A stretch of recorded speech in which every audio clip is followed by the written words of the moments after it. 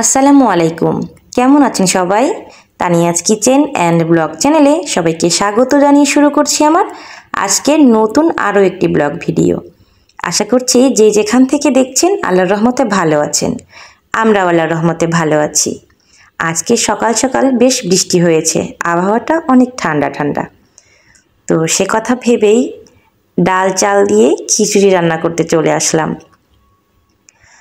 আর একটু ঠান্ডা ওয়েদার হওয়ার কারণে ভাবছি আজকে অনেক কাজ করব।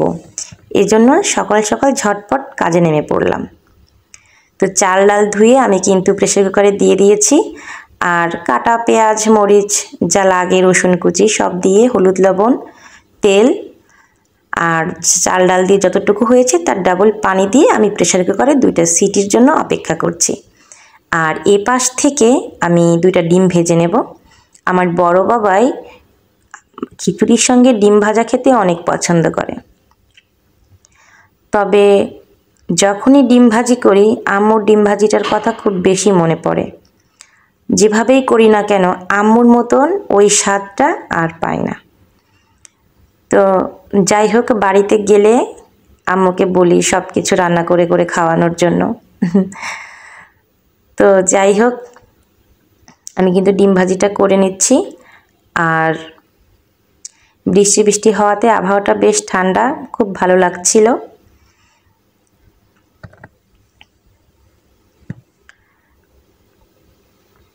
এই যে আমার ডিম ভাজাটা হয়ে গিয়েছে, এখন আমি তুলে নিব।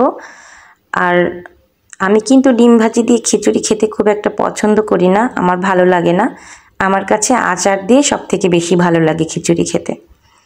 আর এই দেখুন খিচুড়ির কালারটা কত সুন্দর হয়েছে।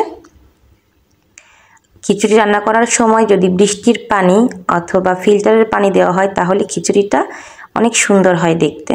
তো আমি এই যে আমার নিজের হাতে তৈরি করা আচার, খিচুড়ি আর ডিম ভাজা দিয়ে দিলাম আমার বড় বাবাইকে। সে খেয়ে স্কুলে চলে যাবে। আর ছোট বাবাই পাশ থেকে উঁকি মারছে। তো ওকে নাস্তা দিয়ে আমি কিন্তু আর নাস্তা করিনি, ভীমটা রিফিল করে নিচ্ছি। আসলে এটা অনেক ছোট প্যাক। সেদিন হয়েছে কি যে একদম ভর দুপুরবেলায় 2টা মেয়ে এসেছিল এই ভীমের মার্কেটিং করার জন্য, আর কি সেল করবে। তো আমি ভেবেছিলাম যে ওর বাবা তো সবসময় নিয়ে আসে, নিব না, কিন্তু মেয়ে 2টার দিক তাকিয়ে এত খারাপ লেগেছে। আমার ছোট বোনটাও কিছুদিন এই এরকম চাকরির মতো চাকরি করেছিল, মার্কেটিংয়ের চাকরি। তো ও বলতো আপু লোকজনের বাসায় গেলে খুব একটা ভালোভাবে নেয় না, খারাপ রিয়্যাক্ট করে অনেক সময়, তারপর সেল না হলে রাগারাগি করে। তো ওরা যখন আসলো বিশ্বাস করবেন না, ওদের মুখের উপর আমার বোনটার মুখটা যেন ভেসে উঠছিল। তো যাই হোক, সেজন্য আমার প্রয়োজন ছিল না, আমার ঘরে ছিল এই ভীমগুলো, তারপরেও আমি নিয়েছি। ওদেরকে ভিতরে ডেকে বসালাম, একটু পানি শরবত ফল কেটে দিলাম। আসলে ভয়ও লাগে কখন কে কোন বেশ নিয়ে ঢোকে, বাসায় একা থাকা হয় 2 বাচ্চাকে নিয়ে। এদিকে আমার ছোট বাবাই একদম সব বাজার নিয়ে বাজার বসিয়েছে। তো যাই হোক, এই দেখুন আমার টাইলসের বর্তমান অবস্থা, আর পরিষ্কার করার পর এটা দেখবেন কি অবস্থা হয়। পার্থক্যটা আপনারা নিজেরাই বুঝতে পারবেন। আসলে আজকে আমি এই কাজটা নিয়ে বসেছি নাস্তা করে। তারপর দেখলেনই যে বাকি যে কাজগুলো ছিল সেগুলো শেষ করে আমি ঘরের অন্যান্য কাজও ছিল অনেক, সব কিছু শেষ করে তারপরে এটা করতে বসেছি। তো এই যে টাইলসের যে ফাঁকায় যে ময়লাগুলো থাকে এগুলো কিন্তু সহজে যায় না। ভিক্সল দিয়েও করা যায়, তবে ভিক্সল দিলে হাতের বেশি ক্ষতি হয়।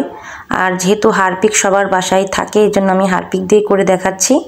ভালো লাগলে আপনারাও এভাবে করতে পারবেন। আর লাইজল দিয়েও ভালো হয়, তবে সবথেকে ভালো হয় বললামই তো যে ভিক্সল এবং হারপিক দিয়ে। আর হ্যাঁ, এভাবে ভিজিয়ে রাখলে বেশ খুব তাড়াতাড়ি ভালো করে পরিষ্কার হয়ে যায়। আর যাদের আরও বেশি কড়া দাগ থাকে তারা 10 থেকে 15 মিনিট এভাবে একটু রেখে দিলে তারপরে এরকম পুরাতন ব্রাশ দিয়ে ঘষে পরিষ্কার করে নেওয়া যায়। আবার আমি স্টিলের মাজনি দিয়েও পরিষ্কার করছি যেখানে যেখানে বেশি দাগ। আর হ্যাঁ বন্ধুরা, এতক্ষণ যারা আমার ভিডিওটি দেখছেন তারা অবশ্যই একটা ছোট্ট লাইক দিয়ে ভিডিওটা কন্টিনিউ করবেন। আর ভিডিওর কোথাও কোনো অংশ যদি একটুও ভালো লেগে যায় তাহলে প্লিজ আমার চ্যানেলটি সাবস্ক্রাইব করে পাশেই থেকে যেতে পারেন। বন্ধুদের সঙ্গে লাইক, কমেন্ট এবং শেয়ার করতে ভুলবেন না। আর যারা আগে থেকেই সাবস্ক্রাইব করে আমার পাশে আছেন তাদেরকে জানাই অসংখ্য ধন্যবাদ। আর হ্যাঁ, যাদের অ্যালার্জির সমস্যা আছে তারা অবশ্যই হাতে গ্লাভস অথবা এমন কোনো প্রোটেকশন নিয়ে নেবেন যাতে করে সরাসরি আপনাদের হাতে এই হারপিকটা না লাগে। কারণ হারপিক হাতে লাগলে যাদের অ্যালার্জি আছে তাদের চুলকাতে ছুলে যায়, ফুলে যায় বা অন্য যে কোনো ইনফেকশন হতে পারে। তো এই সাবধানতা অবলম্বন করে কাজটি করতে হবে। কষ্ট করে কাজটা করার পর যখন ঘর ক্লিন হয়ে যায় তখন কিন্তু আবার মনে অনেক প্রশান্তি থাকে, যেটা অন্য কাউকে বলে বোঝানো যাবে না। তো যাই হোক, আমার কিন্তু বাসায় বাচ্চা আছে, সেও আমার পাশে ঘুরছে, এই জন্য আমি খুব সাবধানে কাজটি করছি। আর রান্না বান্নারও তাড়া আছে দুপুরে। আমি এত তাড়াতাড়ি কাজটি করেছি আপনাদেরকে কি করে বলবো। অনেক অল্প সময়ে হয়ে যায়, কিন্তু যেহেতু ছোট বাচ্চা আছে পাশে, ও দুষ্টামি করছে, ওকে খেয়াল করা লাগছে। যেহেতু হারপিকের বোতল আছে পাশে, লাইজলের বোতল আছে, সেজন্য একটু খেয়াল করে কাজটি করতে হবে। আমি আসলে পুরো বাসা একদিনই করতে পারিনি, কারণ এদিকে দুপুরবেলা আমার ছেলে চলে আসবে, বড়টা টিফিন খেতে আসবে। তো যতটুকু পেরেছি আমি করেছি। এই যে দেখুন, বলতে বলতে তিনি লেগে পড়েছেন কাজে। তো আমি আমার কাজটা বাদ দিয়ে তার সঙ্গে একটু সময় দিলাম, দিয়ে তাকে ফ্রেশ করে উঠিয়ে তারপরে আমি আবার বাকিটা করেছি। তারপরে অনেক কষ্ট হয়েছে যে সে বারে বারে নামতে চাচ্ছিল, এটা কি ধরতে চাচ্ছিল। আর আমি পুরো ফ্লোরে একদম মাজুনি দিয়ে পুরো মেজে নিয়েছি। বিশ্বাস করুন, এত সুন্দর চকচকে এবং হাঁটতে গেলে এত ভালো লাগছিল। এই যে দেখুন, পার্থক্যটা আপনারা নিশ্চয়ই বুঝতে পারছেন, কোনো কালো দাগ দেখা যাচ্ছে না।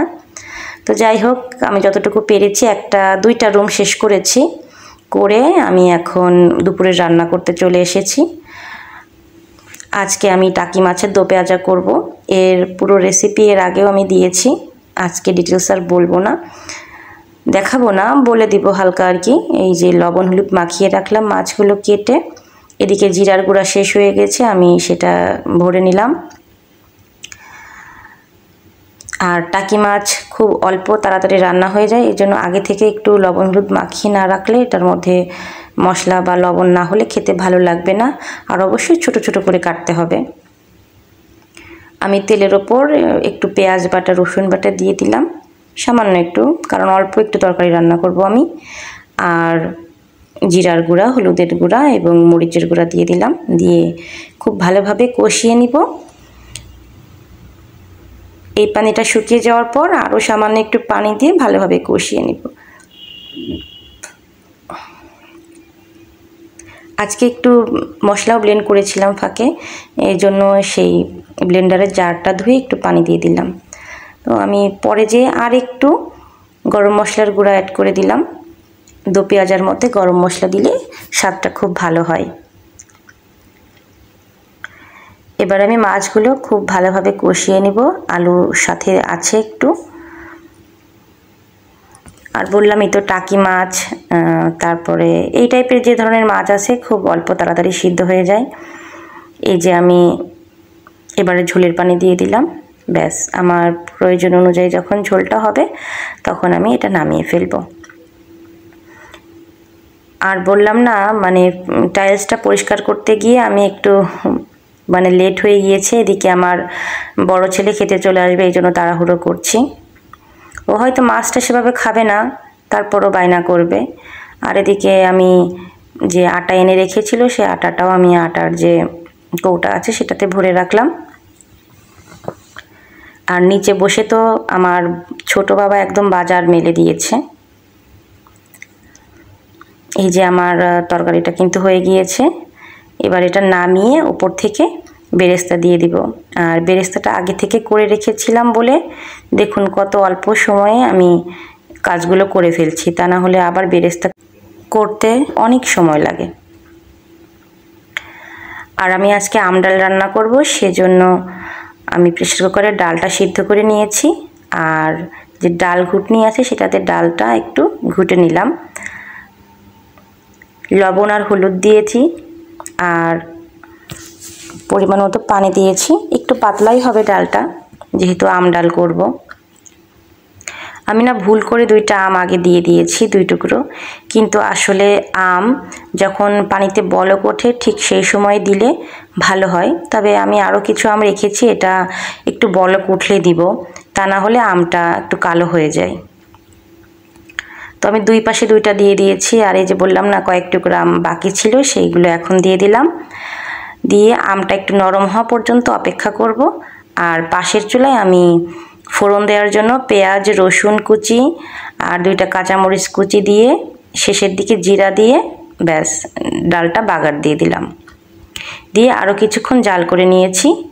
ব্যাস এই যে টেবিলে খাবার দিয়ে দিলাম। আজকে দুপুরের সাদামাটা খাবার, ভাত করেছি, ভাত তো থাকবেই, তার সঙ্গে আছে ডাল আর টাকি মাছের দো পেঁয়াজা, সালাদ কেটে নিয়েছি, আমাদের আবার সালাদ ছাড়া চলেই না। আর এটা হচ্ছে ইলিশ মাছ ভাজা কালকের, ওভেনে গরম করে নিয়েছি। আর যেহেতু এখন কেউ খাবে না, আর একটু পরে খাবে, সেজন্য আমি সরপেরিতেই ঢেকে রাখছি। তো আজকের মতো এখানেই বিদায় নিচ্ছি, পরবর্তী ভিডিও দেখার আমন্ত্রণ জানিয়ে ততক্ষণ সবাই ভালো থাকবেন। আল্লাহ হাফেজ।